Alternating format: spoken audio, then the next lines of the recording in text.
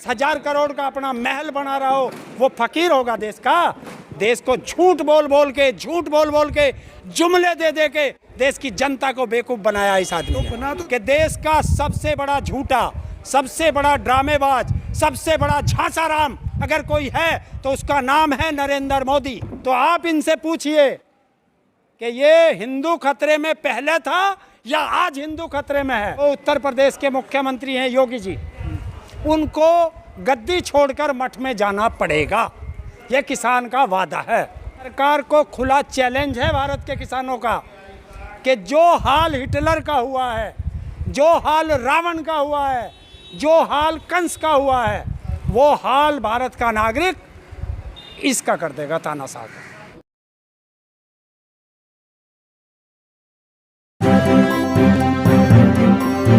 Media voice, आपकी आवाज। आंदोलन की क्या नई दिशा है बताएंगे?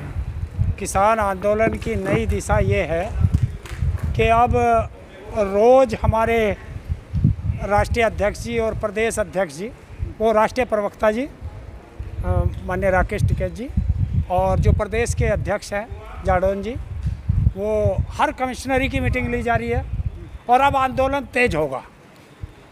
हर गांव से 11 आदमियों को बुलाया जा रहा है। तो अब ये आंदोलन फिर बड़ा होगा। तो जैसे जैसे कोरोना की महामारी कम होती जाएगी, किसान आंदोलन बढ़ता चला जाएगा। तो लगातार जब आपने 26 मई को काला दिवस मनाया, उसके बाद देख रहा हूँ कि लगातार इजाफा हो रहा है आंदोलन, तो यहाँ पे भीड़ और कितनी ज़्यादा हो सकती है? अब भीड़ का सरकार देखेगी, हमें नहीं पता। जो देश का किसान दुखी है वो क्या करेगा? आंदोलन। तो आंदोलन में तो आना है भैया।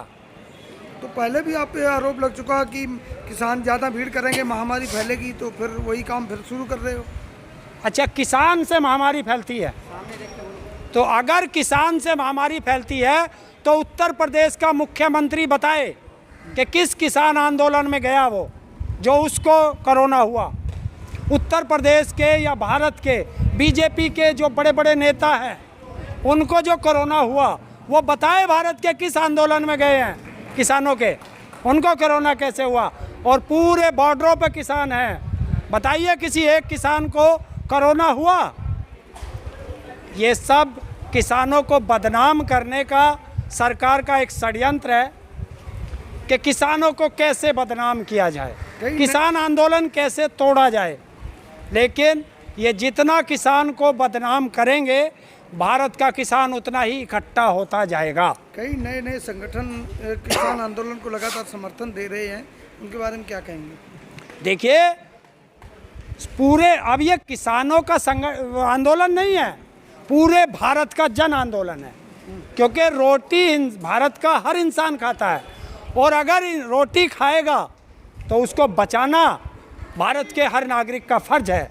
जिस तरीके से इस कोरोना काल में भारत का नागरिक ऑक्सीजन के लिए तड़फा है और 200 रुपये का सिलेंडर 50,000 रुपये तक का खरीदा गया है।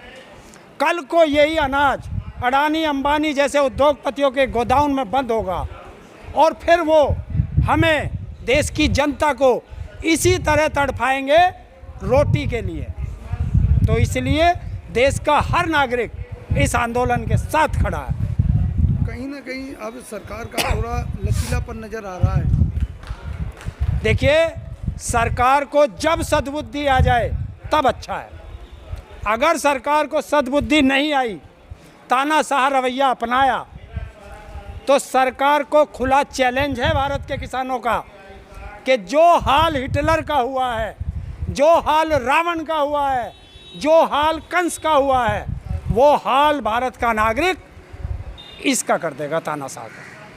तो क्या लगता है कि 2022 है, अभी हाल ही में यूपी में चुनाव आने वाले, इसका कुछ असर पड़ेगा?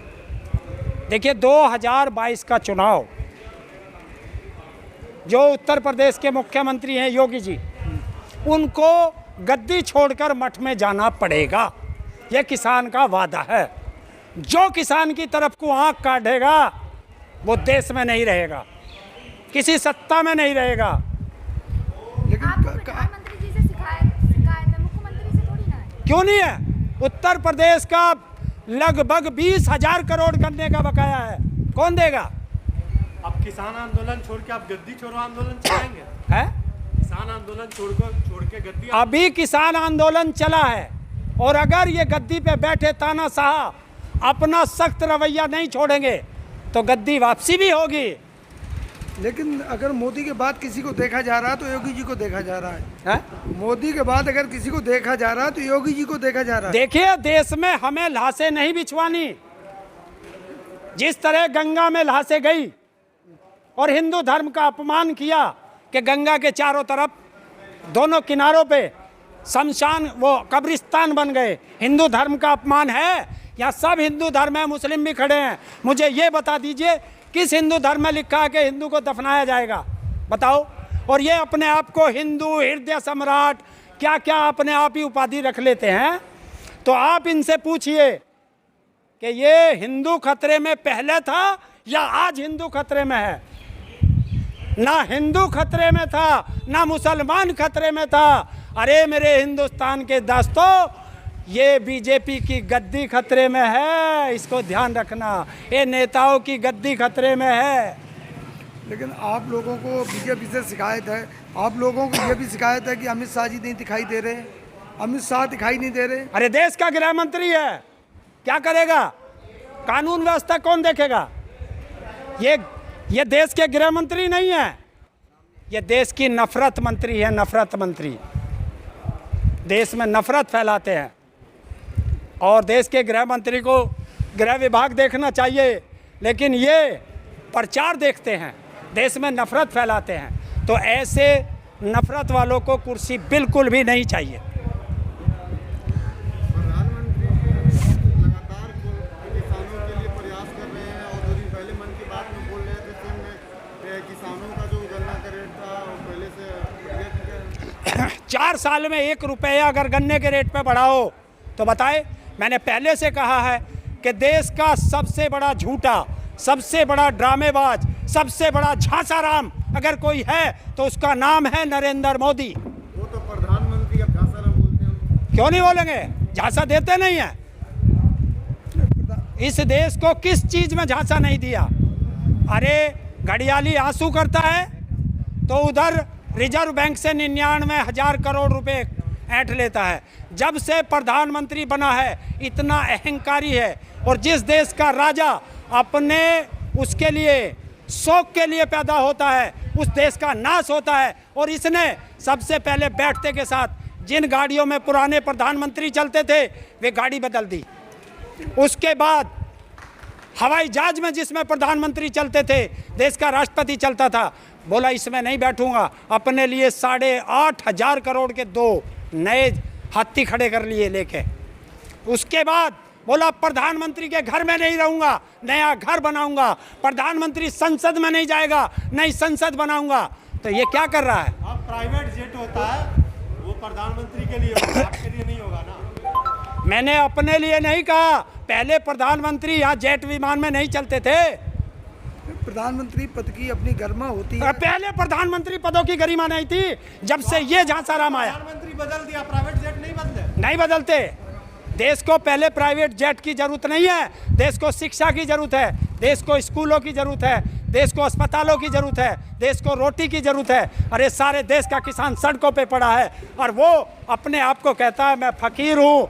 ऐसा फकीर जो 8,500 के हवाई जहाज में चलता हो, 10 करोड़ की कार में चलता हो और 22,000 करोड़ का अपना महल बना रहा हो, वो फकीर होगा देश का? देश को झूठ बोल बोल के जुमले दे दे के देश की जनता को बेवकूफ बनाया इस आदमी ने। तो बना तो देश के लिए रहे ना। क्या देश के लिए बना रहे हो? चले जाएंगे तो बना तो यही रहेगा।